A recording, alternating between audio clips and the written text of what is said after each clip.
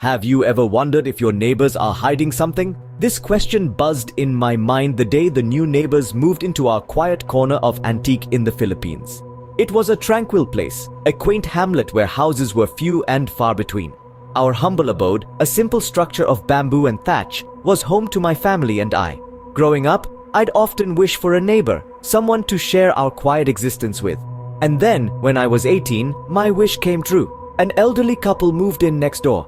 They were childless and seemed to revel in the solitude our neighborhood offered. I remember helping them move in, their sparse belongings a stark contrast to the excitement they exuded. My father, a hardworking man who toiled at the local slaughterhouse, came home that day with an unusually large amount of meat, a generous gift from his employer. Seeing the abundance, we decided to share our windfall with our new neighbors. The elderly couple accepted our gift with wide smiles, their joy palpable. As twilight cloaked the sky, I bid our new neighbors goodbye and returned home. My mother was already preparing dinner, the tantalizing aroma of cooking meat wafting through the air. As I settled in for the evening, I noticed something peculiar. Despite the meat we'd given them, there was no smoke from the new neighbors' cooking fire. My father, ever observant, noticed it too. He ventured next door, thinking they might need some firewood. He returned shortly, a puzzled expression on his face. He told us they had already cooked their dinner. But how could that be? They had no stove, no firewood. We shrugged it off, attributing it to a misunderstanding. But the seed of suspicion had been sown. That evening, my mother noticed something odd. Despite our gift of meat, there was no smoke from their cooking fire. This small detail, insignificant as it may seem, was the beginning of a series of strange occurrences that would shroud our new neighbors in a veil of mystery. That night, my father decided to check on our neighbors, suspecting they might need firewood. Our humble homes were not equipped with modern amenities, and cooking required traditional methods. But as he approached their house, something was amiss. There was no smoke curling from the chimney, no flicker of firelight through the cracks in their bamboo walls. Yet, when he offered them firewood, they politely declined, insisting they had already cooked their meal. A confusing claim, considering there was no hint of a cooking fire or the usual array of utensils. This unusual behavior didn't stop there. The next morning, as the sun peeked over the horizon, the elderly man shared a strange tale with my father.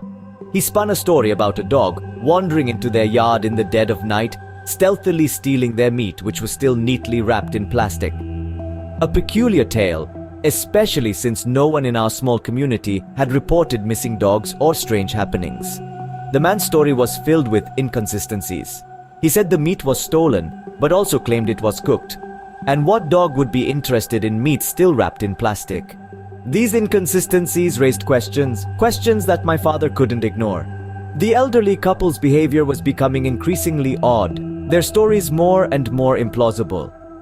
As the sun set that day, a sense of unease settled over our small home. The elderly couple's strange behavior was like a cloud casting a shadow over our once peaceful community. Their tales were filled with contradictions, and their actions were far from ordinary. My father couldn't shake off his growing suspicion. He turned to us, his brow furrowed in thought. Just last night they'd claimed to have cooked, and now their meat was stolen by a dog? His voice trailed off, his mind clearly grappling with the unexplained events. But one thing was clear. Something was not right with our new neighbors. Something wasn't adding up. My father voiced his suspicions that our new neighbors might not be ordinary people. The inconsistencies in their stories, their strange habits, their lack of cooking facilities, it all pointed towards something uncanny. My father, a man of action, decided to put his theory to the test. He chose to make a dish steeped in our local folklore, a dish thought to repel aswangs, supernatural creatures from Filipino folklore. The dish was a simple paksiw na bangus, but he loaded it with garlic and ginger, ingredients believed to be abhorred by these creatures. As he prepared the dish, the aroma of garlic and ginger filled our home. The scent was pungent and strong, enough to make anyone's mouth water. But it was also a scent that was said to be repulsive to aswangs. Once the dish was ready, my father took it to our neighbors, his face a mask of casual friendliness. But I could see the tension in his eyes, the way he watched their reaction to the dish. Their reaction was immediate and telling. Their faces contorted at the sight of the dish, a visible discomfort playing across their features. They tried to mask their reaction with forced smiles, their eyes darting towards the dish and then back to my father. My father, ever the storyteller, told them that he had intentionally added extra garlic and ginger to the dish, claiming that it was what made the dish delicious. He then added, with a touch of humor, that only Aswangs would have a problem with such ingredients. Their forced smiles and quick retreat into their home confirmed my father's suspicions. Their reaction to the dish, their discomfort at the mention of Aswangs, it all pointed towards the unthinkable. Were our new neighbors really Aswangs? The thought sent chills down my spine. That afternoon, my father and I decided to keep a close watch on our neighbors as the sun began to set. Our eyes were glued to the old couple's humble nipa house, our hearts pounding with a mix of fear and anticipation. Our home, a similar structure, suddenly felt like the safest place in the world. Then, we saw the elderly man emerge from the house holding something in his hands. It was the dish we had given them earlier, the paksiu nabangus laden with garlic and ginger. He casually tossed it aside, a clear rejection of our offering. My father and I exchanged glances, our suspicion growing stronger. We decided to stick around a bit longer, and our patience was soon rewarded. The old couple started to talk, their voices carrying over to where we were hiding. The man spoke of a plan to victimize a neighbor. My father and I froze, the implications of the conversation sending chills down our spines. Our once peaceful neighborhood was now a hunting ground, and we were the prey. The old man's words echoed in our ears. Later we'll have a neighbor to prey upon. The chilling statement was a confirmation of our worst fears. The old couple were not just ordinary neighbors. They were Aswangs, mythical creatures known for their bloodthirsty nature. As we retreated back into our house, the setting sun painted the sky with hues of orange and red, a stark contrast to the terror that lurked in the shadows. The once familiar sounds of the night now seemed to carry a sinister undertone.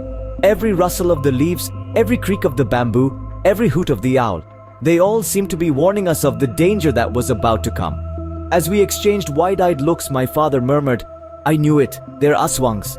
Our fears had come to life. The old couple next door were not just our neighbors, they were monsters waiting for the night to fall. Later that night, a loud thud on our roof startled us. My father, armed with a stingray's tail, rushed outside. The darkness was thick, wrapping the night in a shroud of fear and uncertainty. Yet, my father, a beacon of courage, stood unfazed.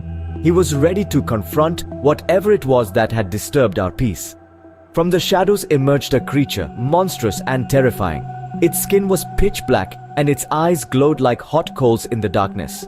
This wasn't just a nightly prowler, it was something out of a nightmare. However, my father was undeterred. He held his weapon high, the stingray's tail gleaming ominously under the weak moonlight. With a battle cry that echoed through the silence, my father lunged at the creature. Each strike was precise, the stingray's tail landing with a sickening thud. The creature recoiled, its grotesque form writhing under the relentless assault. It was a chilling sight, the dance of life and death unfolding right in our backyard. As my father continued his onslaught, something strange began to happen. The creature's monstrous features began to shift, gradually morphing into something familiar.